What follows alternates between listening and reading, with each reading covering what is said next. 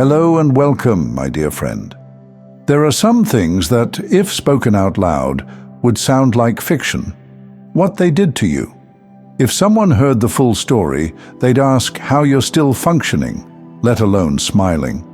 But you are. And that's the part that's breaking their understanding of what strength really is. Not because you clapped back, not because you got even, but because you never lost yourself. They expected an explosion, but what they got was restraint sharp enough to cut through steel. And here you are, still standing, not just intact, but clearer, still rising, not just surviving, but refined. You didn't just get through the situation. You walked through something disgusting, and your soul didn't pick up a single stain. That's not normal. That's sacred discipline.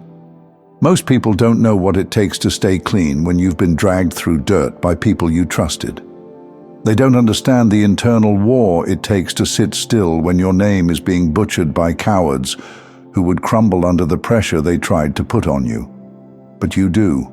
You were there, in the room when the lie was told, in the silence after the betrayal, in the moment when your hands shook with everything they wanted to do, but didn't. You felt the weight of every decision, and you chose not to respond the way the enemy expected. That's where the story shifts. That's why people are whispering about you now, but not the way they used to. The same ones who once poked and laughed, they're now watching in silence. Because the punchline turned out to be your power. You could have gone Old Testament. You could have destroyed everything with a sentence, a screenshot, a public moment of, "Let me explain." But something in you whispered, "Don't." And you listened, not because you didn't have receipts, but because you had wisdom. Because some responses cost more than silence, and you weren't about to spend your peace proving a point to people who already decided not to understand you. Let's get real for a second. Some of the things done to you were vile, not just unkind, not just hurtful. They were spiritually disgusting, strategically crafted to ruin you, not just externally, but internally, to make you doubt your goodness, to make you question your instincts, to make you feel so backed into a corner that you'd become the monster they could use as proof. But you didn't take the bait, and that shook them. You see, when someone tries to dirty your name, it's not about truth, it's about control. They're hoping to force you into a reaction that makes you look unstable, bitter, unhinged. But you were trained too well. You didn't get loud, you got clearer, and that's when it hit them. You weren't afraid, you were focused. You weren't passive, you were protected. Even in silence, you were operating with heaven's full attention.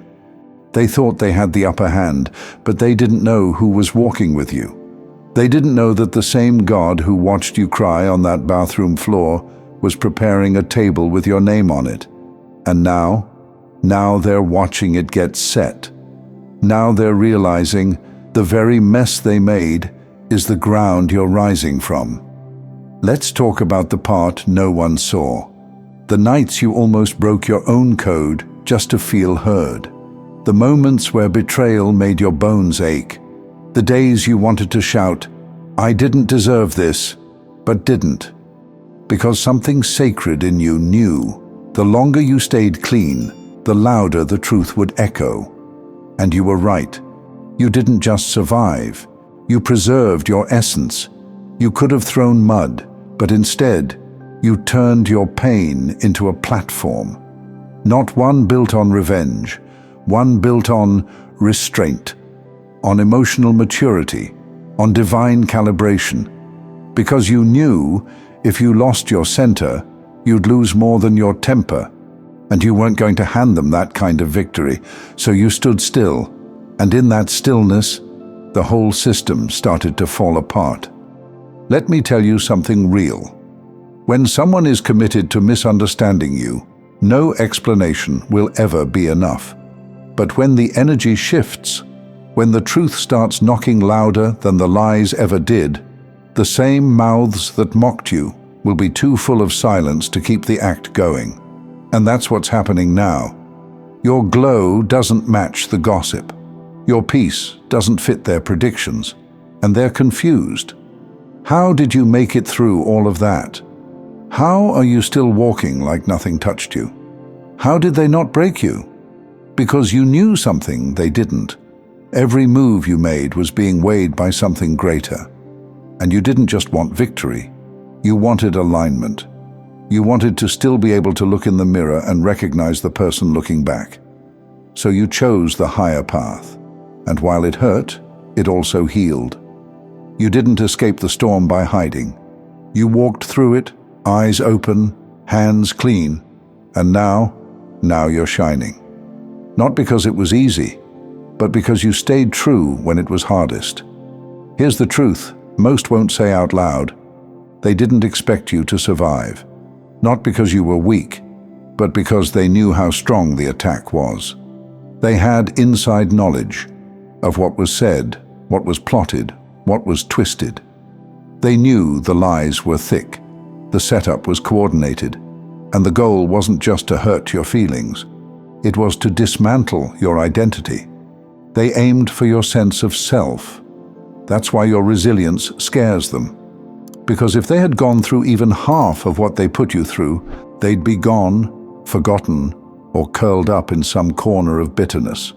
But you didn't collapse. You didn't trade your integrity for the illusion of power. You didn't sell your soul to clear your name. You didn't weaponize your pain. You carried it and turned it into clarity. You became dangerous the moment you realized you didn't need the approval of anyone who misunderstood your silence. The moment you stopped fighting to be seen and started protecting your peace instead. You see, the old version of you would have begged to be believed, would have fought to explain the nuance, defend your tone, justify the choices you made behind closed doors. But this version of you? This version doesn't need an audience. This version doesn't need an apology to move forward. You have become someone who can be trusted with power because you didn't destroy anything to get it. That's the part they can't copy. That's what's got people watching from behind fake accounts, old stories, and quiet regret. You became the proof that not all survival stories are loud. Sometimes they're quiet, sacred, and sharper than revenge could ever be. Let's break this down. You didn't win because you shouted louder. You won because you waited longer. You outlasted every whisper. You outgrew every lie. And the most powerful part? You didn't return the energy. You replaced it. You replaced shame with confidence, confusion with clarity, resentment with purpose.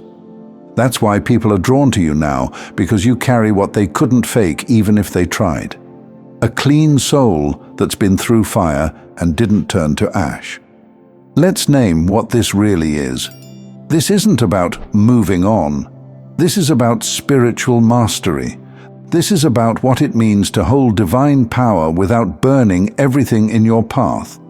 You could have crushed them. You could have gone public. You could have dragged names, aired screenshots, and taken the low road paved in rage. But you didn't. Because the calling on your life required more from you than emotional outbursts. And now that the smoke has cleared, it's obvious. They tried to make you look unstable, but your stillness became a testimony. They tried to make you invisible, but your glow became a spotlight. They tried to erase you, but you became unforgettable. Because you remained who you were, when everything around you said you'd have to become something else just to survive. You didn't just survive. You maintained your soul. That's legacy. That's divine proof. So now what? Now you walk forward, not with a chip on your shoulder, but with peace in your step. Not to prove them wrong, but to live the life they thought they could sabotage. You don't need to explain yourself to people who saw the truth and chose the lie. You don't need closure from the ones who created confusion. You don't need to replay the past just to be sure it was wrong. You know it was. And the ones who tried to break you? They'll either witness your rise or hear about it from the people they tried to turn against you. You are not just a survivor of betrayal. You are a living contradiction to every low expectation that was spoken over you. You are a walking reminder that power without purity isn't power, it's noise. So if no one's told you this yet, let me be the first. The way you handled it was holy. The way you walked through it was sacred. The way you didn't lose yourself in their chaos is what's making heaven move on your behalf now. You didn't just endure something hard, you honored who you are, while the world tried to make you forget. That's why your smile isn't just a smile. It's a testimony. It's a sign. It's a warning to darkness that light can't be extinguished, only hidden for a while. You passed the test that most never even see coming. And the reward? Peace that no rumor can shake, power that no lie can strip, and a future that no betrayal can block. Welcome back, my dear friend. The cleanest hands in the dirtiest room. You didn't fight for the throne. You became the proof. It was always yours. Thank you so much for taking this journey with me. If this message resonated, please like, share it with someone who might benefit, and subscribe to stay connected. Continue your awakening journey by choosing one of the videos on your screen that resonates with you the most. See you there.